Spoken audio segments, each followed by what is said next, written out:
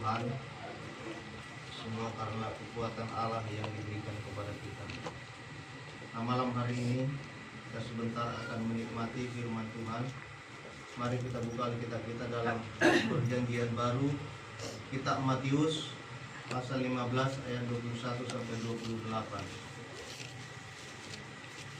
Matius 15 ayat 21 sampai dengan 28. Sudah menemukan semuanya? Amin. Kita akan membaca secara bersama-sama biar kita jelas mengetahui kisah yang terjadi antara seorang perempuan Kanaan yang percaya kepada Tuhan Yesus. Kita akan membaca dalam hitungan yang ketiga. 1, 2, 3. Lalu Yesus pergi dari situ dan menyingkir ke daerah Tirus dan Sidon. Maka datanglah seorang perempuan Kanaan dari daerah itu dan berseru, "Kasihanilah aku ya Tuhan, anak Daud, karena anakku perempuan kerasukan setan dan sangat menderita." Tetapi Yesus sama sekali tidak menjawabnya. Lalu murid-muridnya datang dan meminta kepadanya, "Suruhlah ia pergi, dia mengikuti kita dengan berteriak-teriak." Jawab Yesus, "Aku diutus hanya kepada domba-domba yang hilang dari umat Israel." Tetapi perempuan itu mendekat dan menyembah dia sambil berkata, "Tuhan, tolonglah aku." Tetapi Yesus menjawab, "Tidak patut mengambil roti yang disediakan bagi anak-anak dan melemparkannya kepada anjing." Kata perempuan itu, "Benar Tuhan, namun anjing itu makan remah-remah yang jatuh dari meja tuannya." Maka Yesus menjawab dan berkata kepadanya, "Hai ibu, besar imanmu, maka jadilah kepadamu seperti yang kau kehendaki." Dan seketika itu juga anaknya sembuh. Puji Tuhan. Haleluya. Judul firman Tuhan malam hari ini adalah belajar beriman seperti perempuan Kanaan. Saudara, kalau kita membaca konteks firman Tuhan ini, yang menuliskan ini adalah Matius, tapi di kitab Markus juga ditulis bahwa perempuan ini dikatakan orang Kanaan. Tetapi dalam tulisan Markus dia adalah orang Yunani, keturunan bangsa Siro-Fenisia. Artinya apa saudara? Orang ini adalah orang yang tidak percaya kepada Tuhan Yesus. Orang yang bukan menyembah Allah Abraham, Allah Ishak, dan Yakub. Mereka adalah menyembah dewa-dewa. Tapi saudara, kita lihat di sini bahwa seorang perempuan, kalau kita lihat strata sosialnya saudara, bahwa perempuan ini orang Yunani, lebih tinggi baik budayanya, pendidikannya, kemajuannya di sana, pendidikannya semua lebih maju dari bangsa Yahudi. Dan jelas orang ini bukan orang miskin. Perempuan ini orang yang lebih lebih punya daripada orang-orang Yahudi. Dan orang Yunani terkenal budayanya sudah tinggi, sampai sekarang ada peninggalannya saudara. Kenapa saya katakan seperti ini saudara? Kita melihat bagaimana seorang yang sudah ditolak oleh Tuhan, tapi ada hal yang kita pelajari dari firman Tuhan ini. Perempuan ini saudara, anaknya perempuan kerasukan setan, dalam keadaan yang sangat menyedihkan bagi ibu ini saudara. Dan dia melihat Yesus sebagai seorang penyembuh yang mungkin bagi dia hanyalah untuk anak saya bisa sembuh. Tapi apa yang kita lihat di sini saudaraku, ketika dia bertemu dengan Yesus, dia meminta supaya anak perempuannya disembuhkan. Tapi murid-muridnya berusaha menolak dia, mengusir dia. Dia minta kepada Yesus, "Asa diusir manianon guru-guru." Kalau anda berteriak-teriak, ada bangsa Yahudi. Karena apa saudaraku? Waktu itu anugerah keselamatan itu hanya diberikan kepada bangsa Israel, bukan kepada di luar bangsa Israel. Dan mereka berpikir ini bukan bangsa Yahudi. Lalu mereka berusaha mengusirnya saudara. Lalu saudaraku, kita lihat ayat berikutnya saudaraku. Dia meminta supaya dia menyembuhkan anaknya. Lalu Yesus menjawab pada ayat 24, "Aku diutus hanya kepada domba-domba yang hilang dari umat Israel." Tetapi perempuan itu mendekat dan menyembah dia sambil berkata, "Tuhan, tolonglah aku." Tetapi Yesus menjawab, "Tidak patut mengambil roti yang disediakan bagi anak-anak dan melemparkannya kepada anjing." Nah, begitu kasar Yesus berkata. Tetapi apa yang dia jawab lagi, saudara? "Benar Tuhan, namun anjing itu makan remah-remah yang jatuh dari meja tuannya." Respon Yesus, "Ibu, besar imanmu, maka jadilah kepadamu seperti yang kau kehendaki." Dan seketika itu juga anaknya sembuh. Saudaraku yang terkasih di dalam Tuhan, ada 3 poin yang kita melihat di sini, saudara.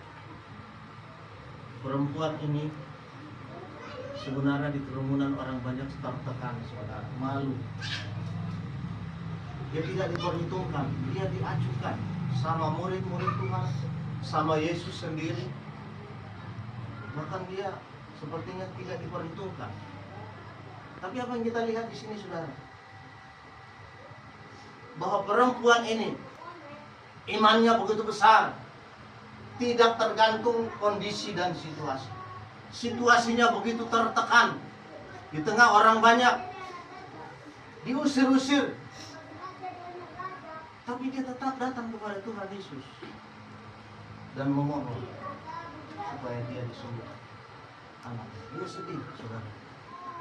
Saudara yang terkasih di dalam Tuhan, seringkali kita, saudara, dalam perjalanan hidup kita, kalau melihat kondisi keadaan kita, sudah beriman tapi belum juga ditolong oleh Tuhan, doa kita belum dijawab oleh Tuhan, kita merasa putus asa. Tetapi kita belajar dari perempuan ini, saudara. Dia tidak tergantung keadaan hidup. Terkadang orang-orang percaya sekarang, saudara, keadaan hidupnya agak susah dan susah terus, maka mungkin banyak waktu untuk dia pakai untuk dunia ini. Damar minggu juga alam rumah juga 3 hari dan harus apa? Sudah, lalu dia tidak beribadah. Ini tergantung kondisi imannya, Bapak Ibu Saudara. Kita tidak munafik, saudara. Banyak orang tergantung imannya, tergantung kondisi dan situasi hidupnya. Kalau hidupnya lagi on, senang, bahagia, tidak ada masalah dalam hidupnya, dia begitu beriman kelihatannya, saudara. Tapi kita lihat di sini, saudara yang terkasih di dalam Yesus Kristus, seorang perempuan yang murni, benar-benar memiliki iman yang sungguh patut kita tiru malam hari ini. Dia tidak tergantung keadaan hidupnya sekarang. Anaknya sedang sakit, dia diusir-usir, saudaraku, oleh murid-murid Tuhan. Padahal dia secara budaya dia lebih hebat dari orang-orang Yahudi. Jelas saya berpikir di sini pakaiannya pun pasti lebih bagus dari murid-murid Tuhan, karena kebudayaan mereka berbeda. Sama kalau kita orang Indonesia dengan orang bule atau orang Singapura katakan, kalau bertemu pasti tasnya pun mewah, bajunya pun bagus, beda dengan kita. Nah, perempuan ini seperti itu. Tapi dia lihat, saudara, dia tidak peduli, dia orang kaya, tapi diusir-usir dia tetap beriman kepada Tuhan Yesus. Nah, saudara, kita belajar seperti itu. Semua dia mengulutkan sadarewan. Aha, nah orang mengulutkan. Sesuai kesaksian Bapak Ibu ini, saudara, saat ini mereka tidak bekerja. Tapi saya yakin keluarga ini seperti perempuan kanan ini. Puji Tuhan. Mereka tidak bergantung keadaan situ. Kita lihat David terus melayani Tuhan. Saya tahu keadaan keluarga ini, tapi saya percaya kita juga akan seperti perempuan ini, saudara. Bagaimanapun hidup kita, jangan imanmu, kepercayaanmu kepada Yesus tergantung dari kondisi hidupmu. Tapi apapun hidupmu, baik susah atau senang, pujilah Tuhan Yesus Kristus. Puji Tuhan. Itu yang perlu bagi kita malam hari. Itu yang poin pertama, saudara. Lalu yang kedua, saudara, perempuan ini tidak pernah menyerah. Dia tidak pernah putus asa. Itu yang kedua, saudara. Malah dikatakan pada ayat berikutnya saudaraku 25. Tetapi perempuan itu mendekat dan menyembah dia sambil berkata, Tuhan tolonglah. Nggak ditolak. Alai, ketong lo hidup di mana? Ketong di mana menyembah Tuhan? Dia bersujud, berlutut di bawah kedua kaki Tuhan. Luar biasa perempuan ini saudara. Jarang sekali seperti ini saudara. Luar biasa imannya. Tidak berputus asa. Berjalan terus ini. Dia berani merendahkan diri serendah-rendahnya saudara. Kebanggaannya, kemewahannya, mungkin hartanya dia tidak pedulikan itu. Harga dirinya, egonya saudaraku, ditanggalkannya demi supaya anaknya menjadi sembuh dan percaya sekalipun Yesus menolak bahwa roti itu disediakan bukan untuk di luar orang Israel, tapi dia saudara tetap menyembah Tuhan. Nah, saudara, kutipan ayat ini mengajar saya saudara dan kita semua. Apapun persoalan hidup, tetaplah menyembah Tuhan Yesus Kristus. Puji Tuhan. Sombong Tuhan. Dia bukan dalam import dia. Bagaimanapun keadaan hidup saudara, jangan pernah putus asa. Kalau bicara kegagalan Bapak Ibu Saudaraku, kegagalan pun nama kurang mudah. Tapi saya diberikan oleh Tuhan anugerah, Tuhan kesabaran dianugerahkan oleh Tuhan saya. Saya bersyukur kepada Allah seperti Tuhan. Kalau saja aku tidak memiliki Tuhan sebagai Tuhanku selama ini, yaitu Yesus Kristus, aku sudah jatuh dan tidak akan mungkin lagi datang beribadah kepada Tuhan. Tapi karena ada tumpang tangan dari Tuhan yang memampukan aku untuk tetap bertahan, terus aku menyembah Dia, bukan karena aku punya uang, bukan karena aku seringkali sehat, tapi aku juga seringkali dalam sakit penyakit, tapi aku tetap menyembah Dia karena saya percaya Yesus ada di atas setiap penyembahan saya. Puji Tuhan. Menyembah teruslah Bapak Ibu Saudara. Taklukkan pikiranmu yang diganggu oleh iblis. Engkau sedang menganggur hari ini saudaraku, jangan engkau tidak menyembah Tuhan, tapi gunakanlah waktu saat ini mumpung engkau menganggur. Tuhan mungkin memberikan waktu asa godang Johor Tami yang asa rojo hobar minggu. Bisa saja Bapak Ibu Saudara. Kadang kita dibentuk oleh Tuhan bukan sesuai dengan kehendak kita. Aku pangidontan dan Tuhan atau patok menik gereja. Tapi Tuhan punya cara yang lain. Berbeda dengan pikiran kita saudara. Pasoma di jauh aja, anggo mangamu dijamin dapat bukan. Tapi kita lihat keadaan hidup kita seperti perempuan ini. Jangan putus asa, tetaplah menyembah Tuhan. Datang terus kepada Tuhan. Unang bayan alani guguni dagingmu, alani kepandaianmu.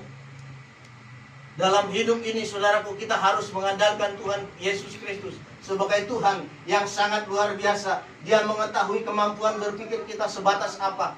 Dia mempunyai pengetahuan bahwa kita ini sanggup, tenaga kita seperti apa. Dia tahu putus umur kita saudaraku, berapa umur kita sekarang. Dia tahu. Seperti saya saudaraku, Tuhan tahu kemampuan batas umur saya untuk bekerja keras dan mampu. Saya terus berkata kepada Tuhan, apapun yang terjadi dalam hidupku Tuhan, Engkau tahu siapa aku. Aku hanyalah debu, buatan jarimu, buatan tanganmu Tuhan. Punya batas kemampuan fisik. Saudara, perempuan ini sangat hebat, luar biasa, dan sangat-sangat bisa menjadi contoh bagi saya dan saudara. Dia terus mengejar Tuhan. Bahkan dia berkata, saudaraku, Yesus berkata pada ayat yang ke-26, ini sangat luar biasa iman perempuan ini. Tetapi Yesus menjawab, tidak patut mengambil roti yang disediakan bagi anak-anak dan melemparkannya kepada anjing.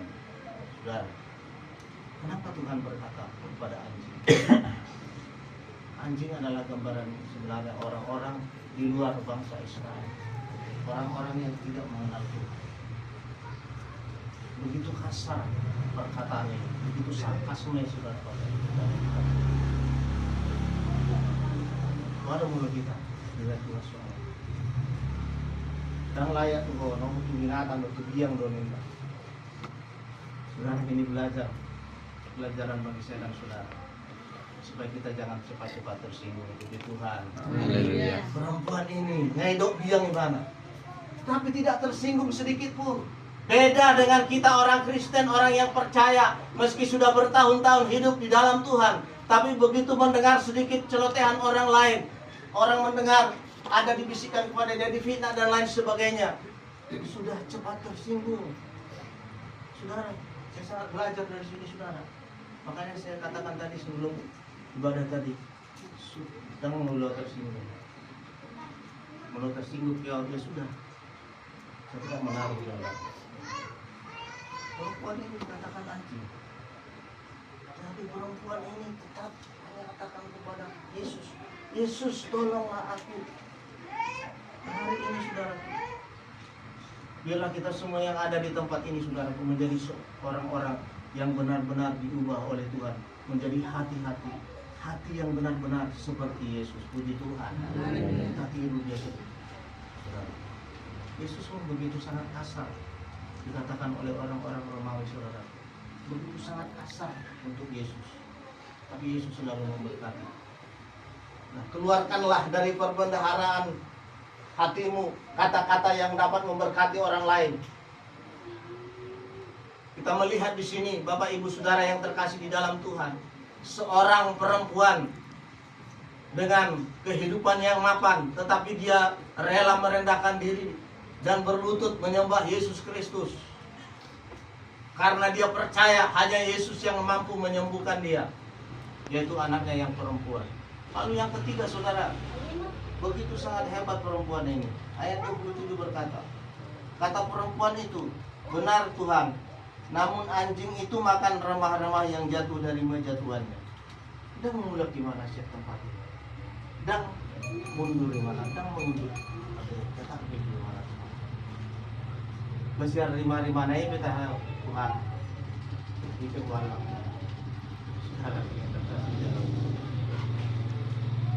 Begitulah hidup kita, saudara. Kalau hari ini kita gaji besar, kita bersyukur kepada Tuhan. Tapi mungkin 2 bulan kemudian, mungkin gaji kita menjadi kecil. Ada usaha kita, jualan kita laku selama 2 bulan, 3 bulan ini, saudara. Tapi tiba-tiba drop, rugi, penghasilan kita sedikit. Syukurilah kepada Tuhan. Biarlah remah-remah ini engkau terima, karena itu juga berasal dari Yesus Kristus. Puji Tuhan. Haleluya. Saudara, aku sangat memberkati saya dan saudara. Kalau saya berpikir Bapak Ibu Saudara yang terkasih dalam Tuhan, remah-remah yang saya terima dari Tuhan itu pun luar biasa bagi hidup saya. Maka cepatlah bersyukur, jangan cepat berkata dan bersungut-sungut bahwa hari ini awalana sodom. Perempuan ini terus tidak putus asa, dia berjuang, dia beriman. Manang nabo apa itu ketuhanon, na penting ukur saya mana, ikut di mana dulu malum geleti. Bekerja imannya terus. Lalu apa yang dikatakan oleh Tuhan, Bapak Ibu Saudara? Hai ibu, besar imanmu, maka jadilah kepadamu seperti yang kau kehendaki, dan seketika itu juga anaknya sembuh. Puji Tuhan. Haleluya. Saudara yang terkasih di dalam Tuhan, belum pernah puji-pujian Yesus kepada murid-muridnya karena iman mereka besar. Yesus tidak pernah berkata kepada Petrus, besar imanmu, tidak. Tidak ada di antara muridnya yang pernah dipuji oleh Tuhan Yesus iman mereka. Hanya 2 orang yang saya tahu di Alkitab. Satu perwira yang anaknya juga sakit, tapi perwira ini tidak memperbolehkan Yesus untuk datang ke rumahnya. Cukup dia berkata, katakan saja sepatah kata Tuhan, maka anakku itu akan sembuh. Lalu sembuhlah anak dari perwira ini, saudara. Lalu apa terjadi? Besar iman sebesar ini tidak pernah saja memuji Israel. Saudara yang terkasih di dalam Tuhan, kenapa justru kepada orang yang tidak percaya kepada Tuhan Yesus memuji iman mereka, saudara. Tapi kepada murid-murid Tuhan dia tidak apa. Artinya apa, saudara yang terkasih di dalam Tuhan? Murid-murid Tuhan adalah sama dengan saudara. Iman tidak ditentukan berapa sering saudara ke gereja. Iman tidak ditentukan berapa lama saudara menjadi Pentakosta. Tapi iman akan kelihatan ketika ada masalah di hidupmu. Lalu masalah itu tidak membawa dan melemahkan imanmu. Tapi justru dalam masalah itu engkau melewati semua masalah itu. Apapun yang dikatakan orang, apakah engkau dicaci, apakah engkau dihina, tapi engkau tetap beriman kepada Yesus, bahwa Yesus Tuhan itu adalah Tuhan yang sanggup menolong saudara. Ketika sampai hari ini sakitmu tidak kunjung sembuh sampai detik ini saudaraku, tapi akan kelihatanlah imanmu ketika engkau gugur hari itu tidak lagi beribadah kepada Tuhan. Maka akan kelihatanlah sampai disitulah ketebalan imanmu. Jadi tidak terlihat kita karena Kristen, ala Pentakosta. Tapi harus kan, lihatlah dirimu. Ana donong ngalami mo nomor Tuhan. Mula dong susah di lo, ada masalah di lo. Gua dibet ko mengatasi mo dulu. Asa tetap proporsia tu Tuhan ni. Ido jolmana beriman. Jika ada masalah ngulung do suami do istri, parang tetanggam, marbadai hamu. Memang salah ni tetangga do mungkin. Alai gua debet ko menghadapi on. Akan kelihatan di situ saudara. Apakah engkau akan keluar dari konteks keimananmu? Engkau lebih garang dari mereka. Engkau lebih beringas dari orang itu saudara. Dan engkau tidak lagi melihat imanmu seperti apa. Kau sudah lupa firman Tuhan yang pernah kau alami saudara. Hari ini saudara, perempuan ini menjadi contoh bagi saya dan saudara. Tetaplah beriman terus, meski apapun yang terjadi. Luar biasa hujatan kepada perempuan ini. Dikatakan anjing, diusir-usir orang, ditaruh ke arah pisau menggala. Biasa-biasa tuh. Balikan sini roai bayang. Ang hidup biang tak kiai. Tapi inilah pelajaran yang berharga bagi kita saudara. Karena perjalanan kita ini saudaraku, semakin hari bukan semakin gampang saudara. Dunia ini akan mengajak kita, tidak bisa tidak, kita harus ikut. Semakin susahnya hidup, harga-harga melambung, bagaimanapun juga kita harus ikut. Tidak bisa tidak saudara. Meluarga ni tomak sonari murado, nama siar kado tomak. Ikutat tadi, melepas naik baik ikutat tadi. Mampu deh kita. Melunung sonari gabe murar gani tomak. Ada kita mampu deh kita bersyukur. Itulah gelora hidup orang percaya. Karena dunia ini tidak semakin menentu Bapak Ibu Saudara. Pekerjaan pun nanti mungkin akan sulit saudaraku. Apalagi umur kita sudah mulai tua. Nah, perlombaan ini saudaraku, kita harus keluar lebih dari seorang pemenang. Puji Tuhan. Jangan kita menjadi kalah oleh karena dunia ini. Karena Yesus sudah berkata bahwa imanmu lah yang mengalahkan dunia ini. Perlombaan kita masih panjang Bapak Ibu Saudara.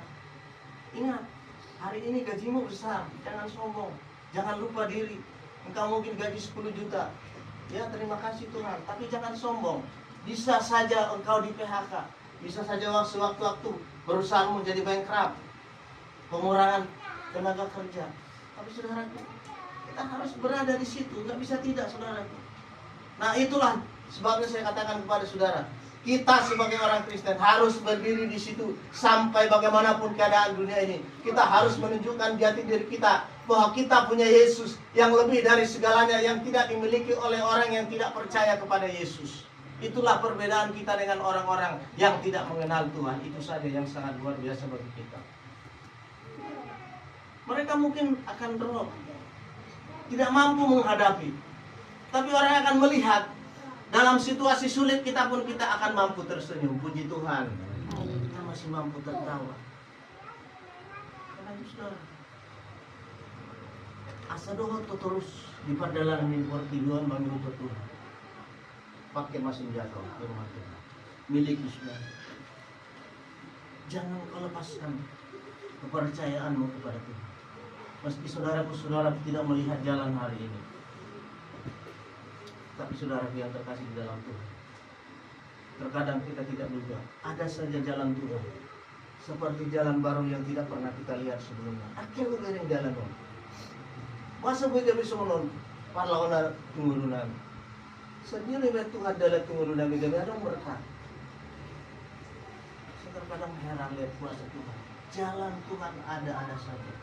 Yang tidak kita terpikirkan.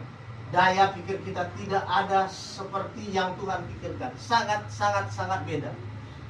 Karena itu saudara yang terkasih di dalam Tuhan hari ini, ikutlah teman perempuan Siro Venesia ini, orang Yunani ini, saudara. Pandanglah dirimu, saudara. Berkacalah pada firman Tuhan. Mengai senang nama Tuhan. Sebenarnya nggak di titik dia orang yang berada. Apakah aku masih tetap stagnan begitu saja dari dulu begitu saja? Atau imanku makin tua makin lemah saja? Karena bisa saja saudara, semakin tua kita nanti saudara, kita akan lemah iman kita. Tergantung fisik kita kadang-kadang saudara. Tapi bukan itu ukurannya sebenarnya. Tapi bisa saja. Kita lihat ada orang tua sampai 80 tahun, tapi imannya terus dia datang beribadah, dia memuji Tuhan luar biasa. Hari ini saudara, mumpung hari ini kita masih sehat, pergunakanlah waktu yang ada ini, kesempatan ini untuk memuji-muji Tuhan. Puji Tuhan. Malam hari ini saudara, kita berdoa kepada Tuhan. Kita serahkan hidup kita kepada Tuhan. Kita berdoa juga untuk Bapak keluarga ini. Kita percaya kitab-kitab langit surga akan terbuka bagi Bapak ini, keluarga ini. Tuhan akan buka jalan baru untuk rumah tangga ini. Puji Tuhan. Kita akan berdoa seluruh umat Tuhan di tempat ini. Kita berdoa juga untuk Bapak pendeta kita supaya cepat pulih dan cepat melayani Tuhan. Kita berdoa untuk Bapak Mungkin supaya oleh kuasa Tuhan dalam diri Yesus dia disembuhkan. Amin. Kita angkat satu penyembahan kepada